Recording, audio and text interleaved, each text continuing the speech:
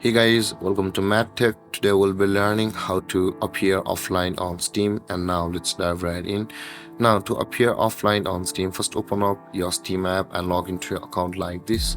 And on this interface, when you have logged into your Steam account, at the top left corner of the screen, you can see there's a Steam option available or a button available for us where my mouse is hovering right now. Click on the Steam button over here and this kind of interface will appear.